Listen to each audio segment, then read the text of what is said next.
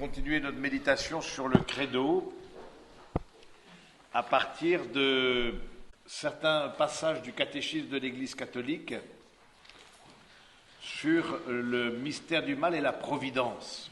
Mais la question du mystère du mal, c'est clair que ce n'est pas une question si simple, et vous imaginez bien que ce n'est pas en deux topos, deux enseignements que nous allons pouvoir aborder toute la richesse de cette question. Ça fait partie, c'est la suite de ce que nous avions vu sur Dieu le Père. C'est à l'intérieur de Dieu le Père. Je prends Dieu le Père Tout-Puissant, créateur du ciel et de la terre. Donc du coup, voilà, on aborde cette question du mystère du mal. C'est à l'intérieur de ça que le catéchisme de l'Église catholique l'aborde. Et donc voilà ce que je vous propose, comme on le fait à l'habitude, et j'essayerai aussi pour les fois suivantes, mais il faut que j'y travaille un peu, de donner des thèmes, parce que je crois que vous avez aimé avoir des thèmes, parce que approfondir la foi, c'est pas un thème, donc semble-t-il. Donc donner des thèmes pour chacune de nos rencontres, à partir du catéchisme de l'Église catholique, du coup, sur le credo toujours, mais par thème, le credo par thème. Je vous propose tout simplement de lire. Donc au numéro 302, la création a sa bonté et sa perfection propre, mais elle n'est pas sortie tout achevée des mains du Créateur. Elle est créée en état de voie, in statu viae, vers une perfection ultime, encore à atteindre, à laquelle Dieu l'a destinée. Nous appelons divine providence les dispositions par lesquelles Dieu conduit sa création vers cette perfection. Je trouve ça très beau déjà, c'est ce premier passage, ce très beau numéro, c'est qu'est-ce qu'on appelle la providence? C'est ce dessein de Dieu par lequel il conduit sa création vers sa perfection. Et à travers ça, je trouve ça m'a fait beaucoup méditer de dire au fond, nous sommes en marche vers le bien. Nous sommes en marche vers un accomplissement. Nous sommes en marche vers une plénitude. Et le Seigneur conduit sa création et sa créature pour aller de plénitude en plénitude, et jusqu'à ces temps qui sont les derniers, comme dit saint Paul, où le Christ est venu nous visiter. Eh bien, de voir que cette plénitude que le Seigneur nous appelle à voir et à vivre, eh bien, nous y reconnaissons la providence de Dieu.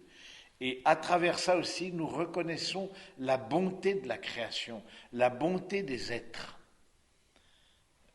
Non pas que nous soyons dans un angélisme qui nous fasse méconnaître aussi que la méchanceté existe dans cette terre, et ça c'est sûr, mais le dernier mot, ce sera la miséricorde de Dieu et l'amour de Dieu qu'il aura.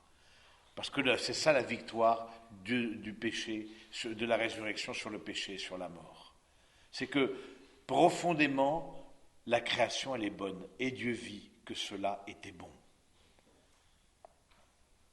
Nous sommes blessés par le péché originel, cette cassure d'avec Dieu, cette coupure d'avec Dieu. Nous sommes blessés, si on peut éteindre la bouilloire, nous sommes blessés par le péché originel, mais il n'en demeure pas moins qu'il y a cette bonté de la création, qu'au fond, c'est dans l'amour que nous pouvons être rachetés. Et donc, nous pouvons nous remettre aussi au début de cette journée, notre vie, de voir au fond ce qui est bon et beau et vrai dans ces vies, dans nos vies personnelles, dans les vies de ceux qui nous entourent. C'est ça, voir le regard du Seigneur. Le Seigneur ne se laisse pas arrêter par le mal. Il conduit sa création vers la perfection.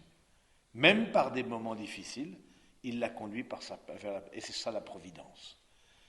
Et je trouve que, aussi cette providence, on pourrait dire que d'une certaine manière, c'est découvrir dans les circonstances et les nécessités de notre vie quotidienne, comme le disait le philosophe Blaise Pascal, de découvrir dans ces circonstances et ces nécessités quotidiennes, eh bien, nos maîtres spirituels. C'est quoi les circonstances? Les circonstances de santé, circonstances de chômage, circonstances les plus douloureuses, bien sûr, gagner au loto, c'est aussi une circonstance, mais c'est pas tous les jours, surtout quand on joue pas. Et donc, circonstances heureuses aussi d'une naissance dans la famille.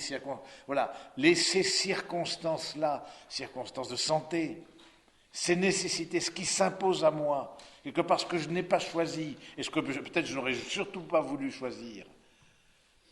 Qui va choisir d'être malade? Personne. Donc, qui va choisir une situation douloureuse? Personne dans la famille, de mésentente, de conflits, personne. Mais je reconnais dans ces circonstances et ces nécessités des maîtres que Dieu guide sa création vers sa perfection. Il me guide vers la sainteté. Il me guide vers la sainteté. Et ça, c'est très beau. Ça veut dire que rien ne peut s'opposer au plan de Dieu pour que nous devenions des saints. Être saint, vous le savez, ce n'est pas l'impeccabilité, les saints se confessent, hein, c'est juste tendre vers la perfection de l'amour. Eh bien, chaque circonstance nous invite à tendre vers la perfection de l'amour. Alors, si vous l'imaginez, c'est un regard de foi, hein, parce que sans la foi, ce que je viens de dire, c'est pratiquement inaudible. C'est un regard de foi. C'est une attitude intérieure. Ça demande une vie de prière, une vie spirituelle. Ça n'a rien d'évident à certaines heures quand on est dedans, la tête dans le guidon et dans la difficulté. Ça n'a absolument rien d'évident. De croire que cette circonstance particulière va être une circonstance qui va d'une certaine manière m'emmener dans un amour plus grand. Mais en même temps, combien, je pense à des malades, par exemple, là on me citait l'exemple d'une jeune mère de famille partie par un cancer, bon, à cause d'un cancer, etc., mais qui a vécu vraiment, même plusieurs évêques sont venus la visiter, tellement elle était quelque part rayonnante, tellement elle était déjà très impliquée dans son église, évidemment, mais rayonnante. Mais je pense que elle a vécu cette circonstance douloureuse de laisser ses enfants, de laisser son mari, de laisser ses amis, sa famille, mais elle l'a vécu dans un tel abandon, une telle transparence, je ne l'ai pas connu, mais de ce qu'on m'en a dit, qu'on repartait meilleur après l'avoir visité qu'avant. Qu'on repartait meilleur, qu'on repartait encouragé, alors que c'était elle qui était à toute extrémité. Vous voyez, la sainteté au quotidien, je ne connais même pas son nom, personne peut-être connaîtra son nom, sinon ceux et celles de son entourage, mais pour ceux et celles qui l'ont fréquenté, ça a été l'expression de la providence. Que Dieu l'a, quelque part, dans cette circonstance-là, permis de témoigner.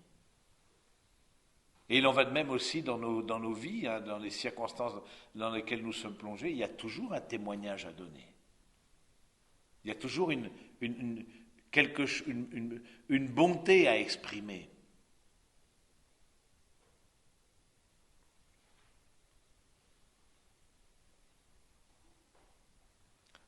Ne prétextons pas les circonstances et les nécessités pour justifier notre médiocrité.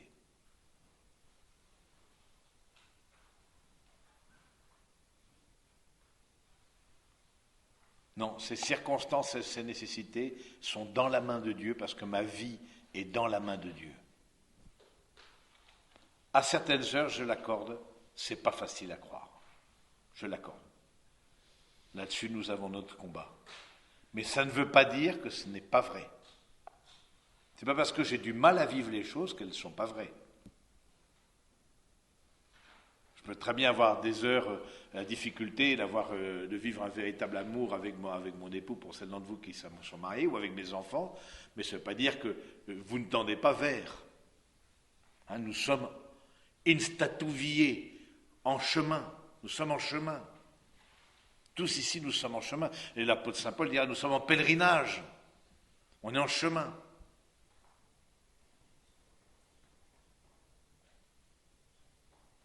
Et j'aime bien cette phrase de Benoît XVI qu'on ne peut pas accuser de relativiste. Quand on lui demandait, un journaliste un peu facétieux lui tendait un piège et lui posait la question, combien y a-t-il de chemin pour aller vers Dieu? S'attendant que le cardinal ou le Saint-Père, il était Saint-Père déjà à l'époque, forcément l'Église catholique. Et lui de répondre, autant que de personnes. Autant que de personnes. chacun a son chemin et il y a un chemin pour chacun, dans cette perfection de l'amour, à la rencontre du Christ. Et quand on rencontre, et on ferait, ne serait-ce ici, le témoignage de nos vies, on verrait combien les chemins par lesquels vous êtes passés, dans votre vie conjugale, votre vie familiale, votre vie professionnelle, votre vie de chrétienne, ces chemins sont tellement différents. Et je pense aussi que c'est important de rendre grâce au Seigneur pour le chemin par lequel il nous fait passer. C'est de refaire quelque part aujourd'hui, ça pourrait être bien de faire une sorte de relecture de nos vies. Par où on est passé au fond, par où c'est par là qu'il nous a fait passer pour nous conduire. Parce que c'est sa providence qui nous conduit. Dieu garde, donc c'est le numéro 302, Dieu garde et gouverne par sa providence, le deuxième paragraphe du 302, tout ce qu'il a créé, atteignant avec force d'une extrémité à l'autre et disposant tout avec douceur. Livre de la sagesse. Car toutes choses sont nues et à découvert devant ses yeux, lettre aux Hébreux, même celles que l'action libre des créatures produira. Même celle que l'action libre des créatures, tout est à découvert devant ses yeux. Parce que Dieu étant dans l'éternité, hier, aujourd'hui, demain ne veut rien dire. C'est un éternel présent. Et de façon, il est omniscient, sinon il n'est pas Dieu. Si Dieu apprenait quelque chose, et c'est là où le grand mystère, à la fois l'omniscience, Dieu sait tout, et à la fois nous sommes pleinement libres. Bon, ben c'est un grand mystère, la providence. C'est-à-dire, comment Dieu, providence, c'est voir devant. C'est celui qui voit devant. Alors, s'il voit devant ce que je vais faire, alors du coup, c'est comme le chat qui se mord la queue. Si je vois devant, ben, du coup, moi, je ne suis pas libre. S'il voit déjà que j'allais venir ici à cette halte spirituelle, par exemple. Et pourtant, quand vous êtes levé ce matin, vous n'avez pas senti ni une marionnette, ni avoir un pistolet sur la tempe pour venir, j'espère. Et moi non plus pour vous parler. C'est que c'est librement et sans contrainte. Mais en même temps, j'y reconnais la providence. Il reste encore une feuille là-bas. Donc, je crois que c'est important pour nous de nous remettre face à ça en cette début de journée. Nous remettre face à ça, de nous remettre face à... Ça nous aide à prendre de la hauteur. Ça nous aide à prendre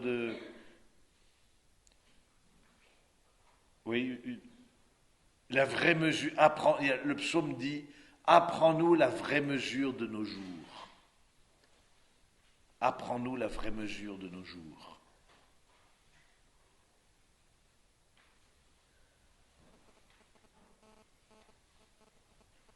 Ah, tu m'as fait passer par là, par ce chemin-là, qui était certainement, encore une fois, quand c'est heureux, ben, nous rendons grâce à Dieu, mais quand c'est malheureux, hein, eh bien aussi, nous reconnaissons d'une certaine manière que Dieu nous conduit par là.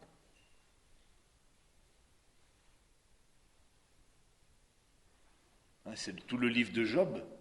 Le livre de Job, c'est justement ça. Hein. Si nous reconnaissons dans le bien l'œuvre de Dieu, eh bien le mal, pourquoi nous ne l'acceptons-nous pas aussi? Si, au fond, quelque part, on sait que tout est dans les mains du Seigneur. Le témoignage de l'Écriture est unanime, numéro 303. La sollicitude de la divine providence est concrète et immédiate. Elle prend soin de tout, des moindres petites choses jusqu'aux événements du monde et de l'histoire. Avec force, les livres saints affirment la souveraineté absolue de Dieu dans le cours des événements. Notre Dieu, au ciel et sur la terre, tout ce qui lui plaît, il le fait. Psaume. Et le Christ, il est dit, s'il ouvre, nul ne fermera, s'il ferme, nul n'ouvrira. Il y a beaucoup de pensées dans le cœur de l'homme, seul le dessein de Dieu se réalisera. Livre des Proverbes. Voilà, c'est le témoignage de l'Écriture est unanime, que ce soit dans l'Ancien comme dans le Nouveau Testament, de cette et c'est en caractère italique dans le texte, ça veut dire que c'est quelque chose d'important.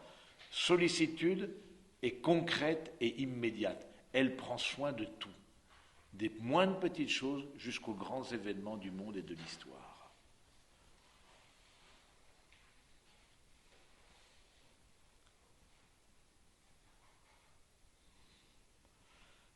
Je ne sais pas si vous connaissez Elie Wiesel. Elie Wiesel, juif de son état, comme vous l'imaginez, et qui disait, la Shoah, un penseur juif, et qui disait, après la Shoah, je ne peux plus croire en Dieu. Mais après la Shoah, je ne peux plus ne plus croire en Dieu.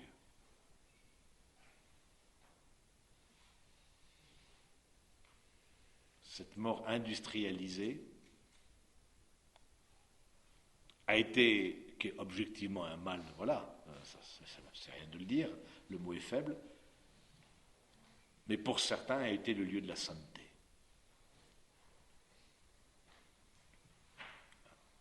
Le Dieu d'un amour plus grand. Ah bon, bien sûr, on connaît le Père Kolb, vous connaissez le témoignage d'un Père Kolb, voilà. Il n'aurait pas été dans cette circonstance-là, quelque part, tellement contraire au dessein de Dieu, mais Dieu, voilà le Père Kolb qui s'est offert en sacrifice pour un père de famille polonais qui allait mourir dans le bunker de la faim parce qu'un des prisonniers s'était évadé, donc 10 devaient mourir de faim et de soif, et le prêtre, le père de famille polonais supplie l'officier allemand et dit laissez-moi vivre, je suis père de cet enfant, etc., etc., et le supplie, etc., et touché de compassion, le père Kolb fait, lui-même aussi prisonnier, un pas, sort du rang. Que veux-tu demande l'officier allemand. Je veux mourir pour l'un d'eux. Pour qui veux-tu mourir? Et il désigne le père de famille. Et il y avait tellement d'amour en lui qu'il lui a fallu lui en donner une injection létale parce qu'il y avait d'autres qui devaient prendre la suite et lui ne mourait pas. Alors qu'il est cardiaque au dernier degré et il avait un quart de poumon. Et on chantait des cantiques dans le bunker de la faim.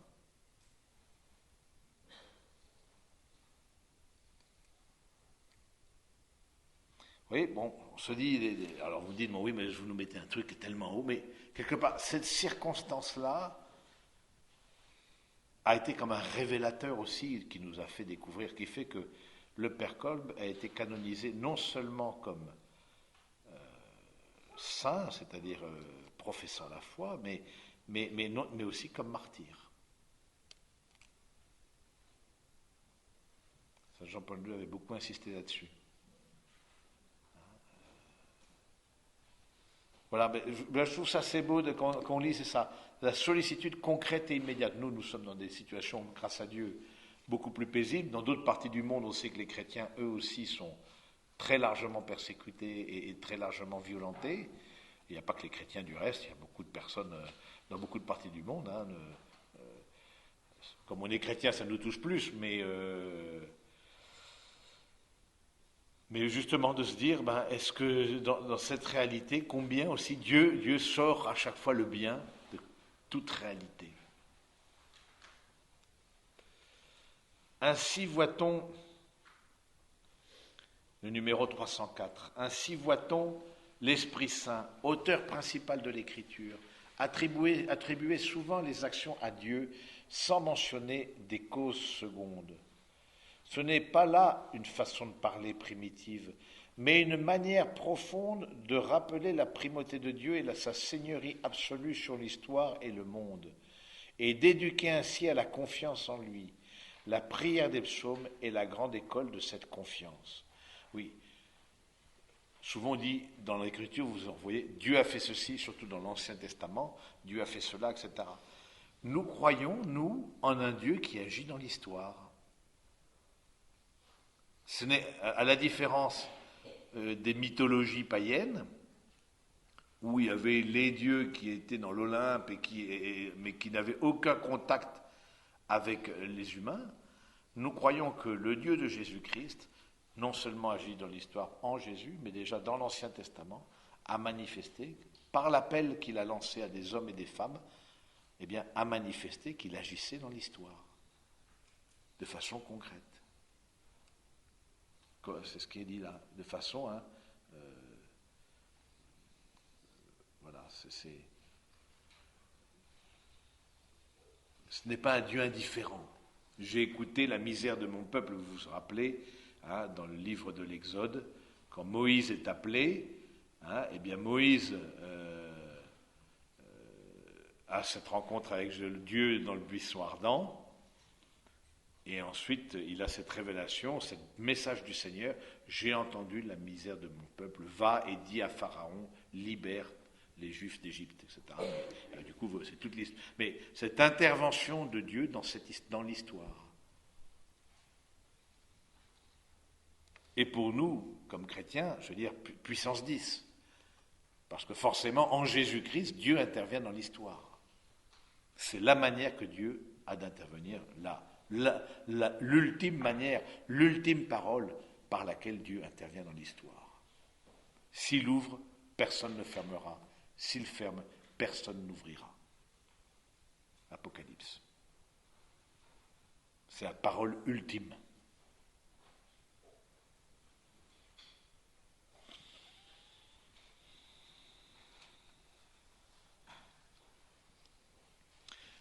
Numéro 305. Jésus demande un abandon filial à la providence du Père céleste, qui prend soin des moindres besoins de ses enfants.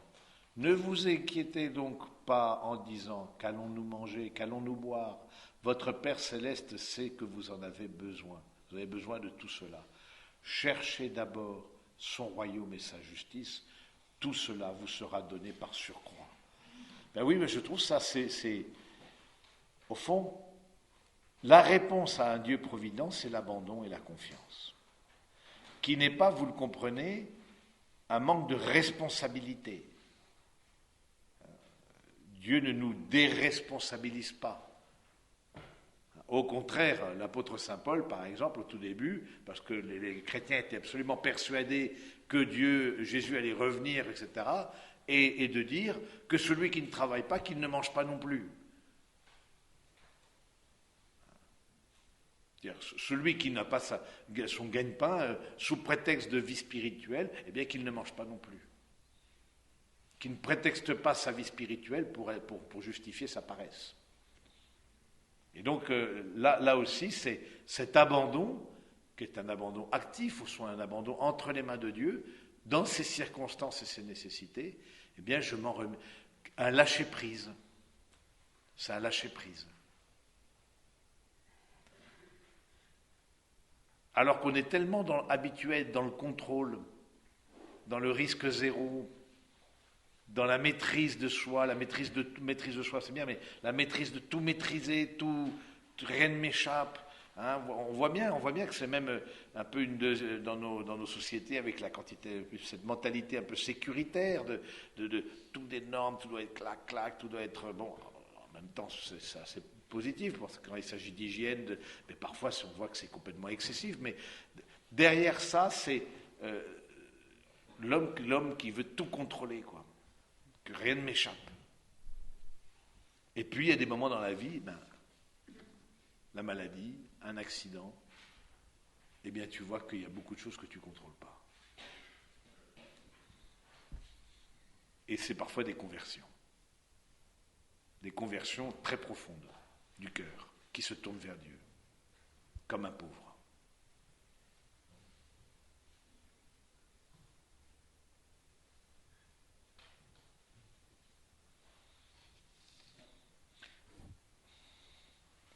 Donc l'abandon filial, la réponse à la providence. Ne vous inquiétez donc pas, qu'allons-nous manger, qu'allons-nous boire. Ou Jésus qui dit: à force d'inquiétude, pouvez-vous allonger ne serait-ce que d'un jour la durée de votre vie? La réponse est non. Alors, il y a des psychologies parfois qui sont angoissées, anxieuses. Maintenant, c'est la question de la... Voilà, c'est des natures. Voilà, on a la nature qu'on a, on ne choisit pas toujours, parce que c'est notre histoire, parce que c'est je ne sais pas quoi. Donc, voilà, on a des natures, il y a des natures qui sont très anxieuses. Mais vous voyez, ça ne veut pas dire que parce qu'on a une nature anxieuse, je veux dire quelque part l'acte d'abandon n'en sera que plus méritoire. On ne choisit pas toujours sa nature, on ne choisit pas toujours sa psychologie. Il y en a qui sont plutôt pessimistes, d'autres qui sont optimistes, ils voient le voir à moitié plein, à moitié vide. Bon, ça c'est nos psychologies, je veux dire, c'est ni bon ni mauvais. Je veux dire, mais en revanche, là où j'ai pris, c'est la manière une chose le psychologique, autre chose le spirituel. Le spirituel, c'est dans cette relation avec Dieu, dans cet abandon. Et quelque part, ce qui demandera plus d'efforts, et peut-être plus que quelqu'un qui spontanément voilà, a cette capacité de lâcher prise. Il y a des gens comme ça qui sont plutôt. Voilà, plus.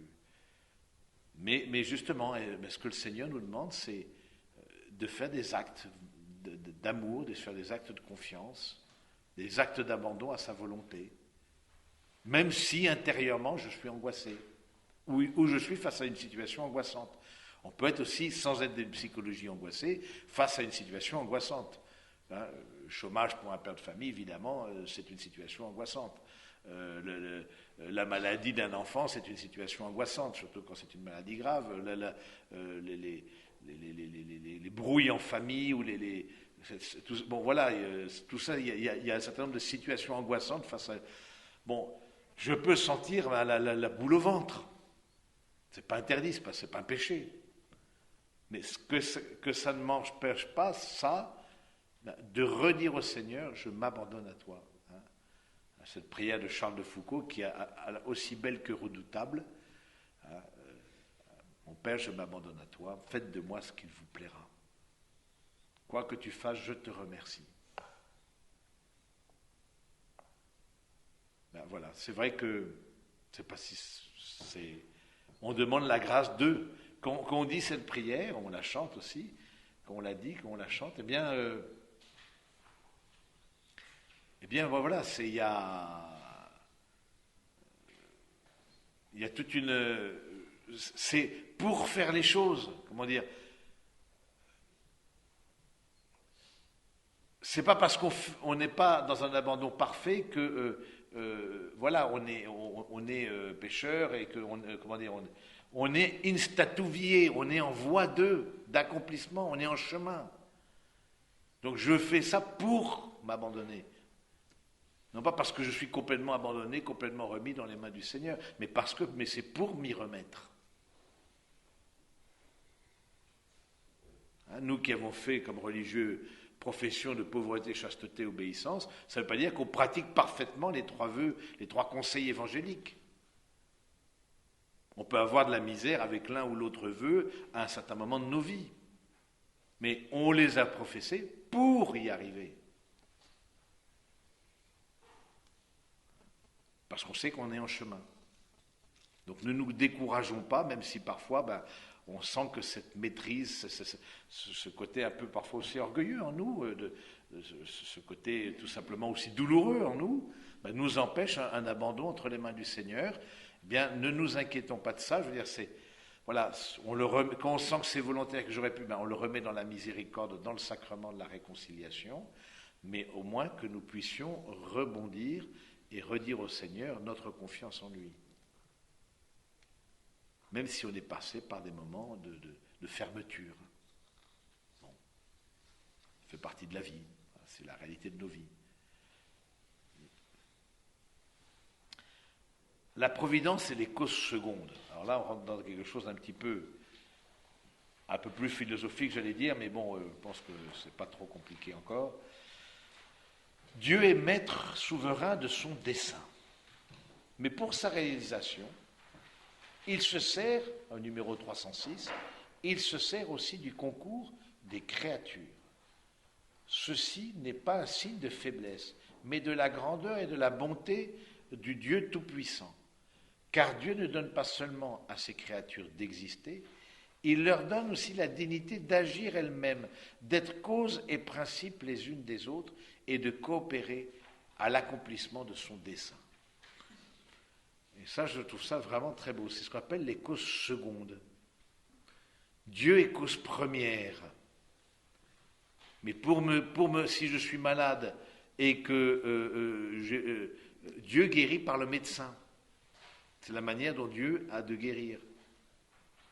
Pour annoncer la parole de Dieu, Dieu passe par le chrétien, le prêtre, la personne, le missionnaire, prêtre, laïque, religieux, religieuse, qui annonce la parole de Dieu.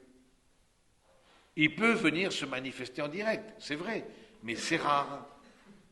Il passe par des causes, ce qu'on appelle secondes. Nous sommes la religion des médiations, et spécialement la religion catholique, j'allais dire, la foi catholique, la foi chrétienne en général. C'est-à-dire que Dieu passe par des médiations, et des médiations humaines.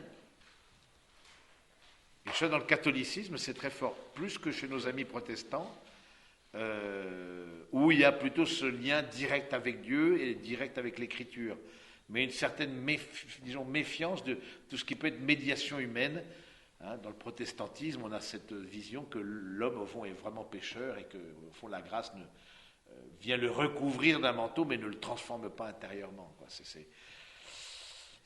Bon, ça dépend, il y a plusieurs protestantismes, il y a un peu de tout. Donc, mais dans le catholicisme, en tout cas, c'est très fort cette dimension de médiation humaine. Dieu passe par des médiations humaines, par des causes secondes. Alors bien sûr, il peut faire des miracles.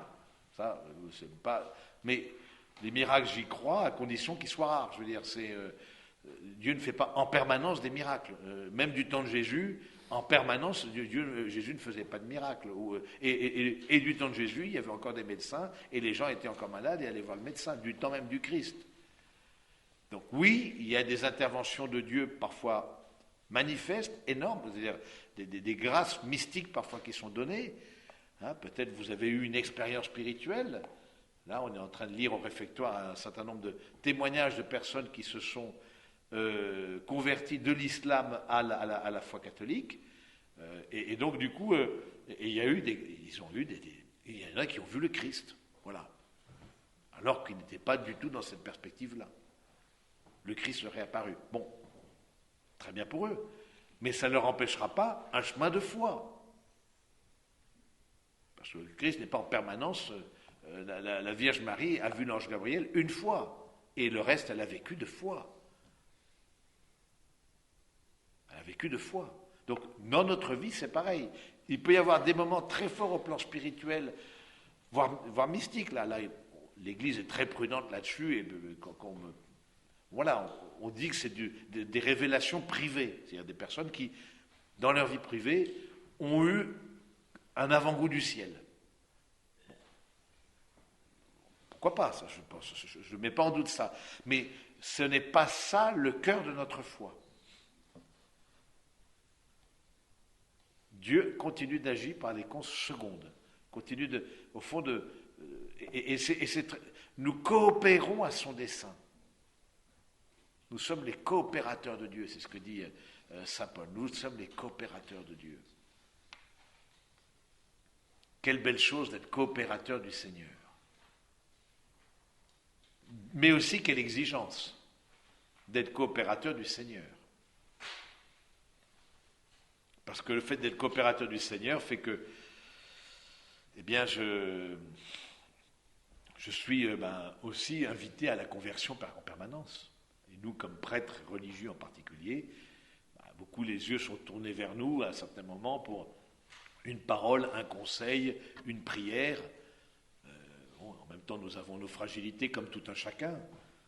Nous sommes bien de nature humaine, ça, de ce côté-là, n'ayez aucun doute. Nous ne sommes pas de nature ni divine ni angélique, mais bien ancrés dans cette humanité. Mais, au fond,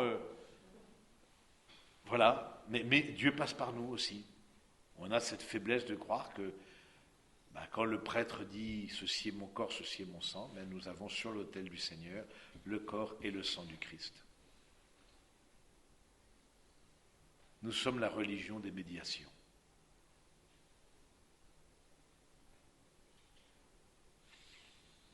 Imparfaite, mais dont Dieu se sert, avec lequel Dieu coopère, par lequel Dieu agit, par lesquelles médiations Dieu agit. En même temps, c'est très beau, ça, c'est très, très réconfortant.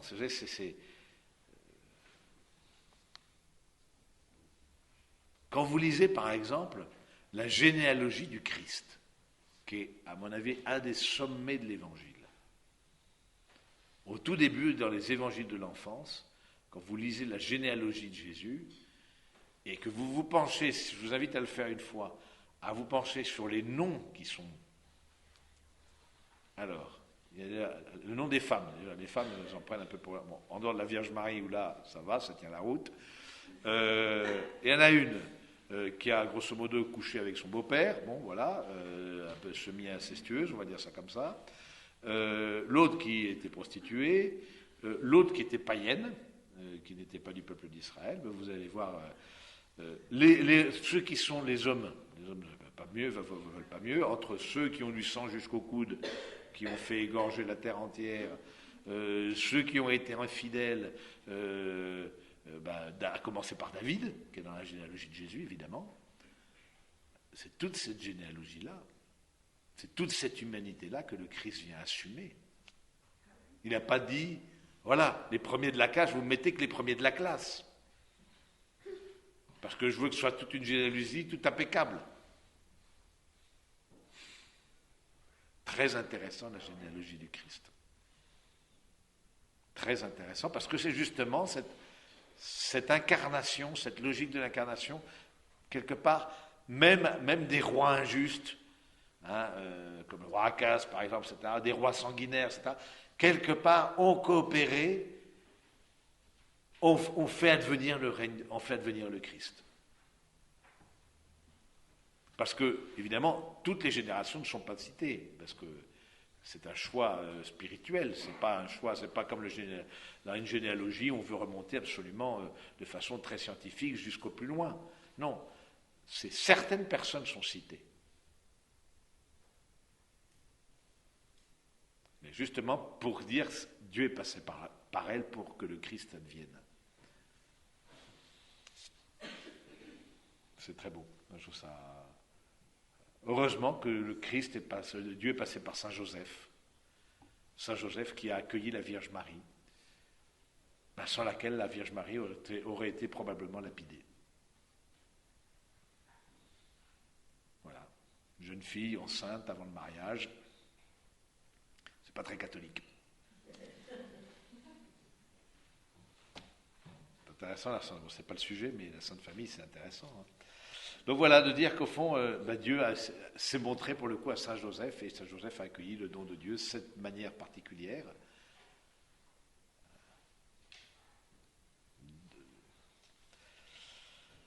Au numéro 307, aux hommes, Dieu accorde même de pouvoir participer librement à sa providence en leur confiant la responsabilité de soumettre la terre. Dieu donne ainsi aux hommes d'être causes intelligentes et libres pour compléter l'œuvre de la création, en parfaire l'harmonie pour leur bien et celui de leur prochain. Coopérateurs souvent inconscients de la volonté divine, les hommes peuvent entrer délibérément dans le plan divin par leurs actions, par leurs prières, mais aussi par leurs souffrances. Ils deviennent alors collaborateurs de Dieu, c'est la lettre de saint Paul aux Corinthiens, et de son royaume. Voilà. Non seulement soumettez la terre déjà à la création, soumettez la terre et dominez-la. La création a été remise à Adam et Ève, à l'homme et à la femme, sommet de la création, et nous aurons des comptes à rendre de l'utilisation qu'on fait de la nature. L'écologie, ce n'est pas uniquement les vers, hein, la partie des vers. L'écologie, il y a une écologie biblique depuis tout le temps. Mais justement, on aura à rendre des comptes, mais Dieu a voulu aussi que cette création soit remise entre nos mains. On soit déjà coopérateur de Dieu par ce respect de la création. Et évidemment de la créature. Et surtout la créature quand c'est une créature humaine, évidemment, c'est le plus important.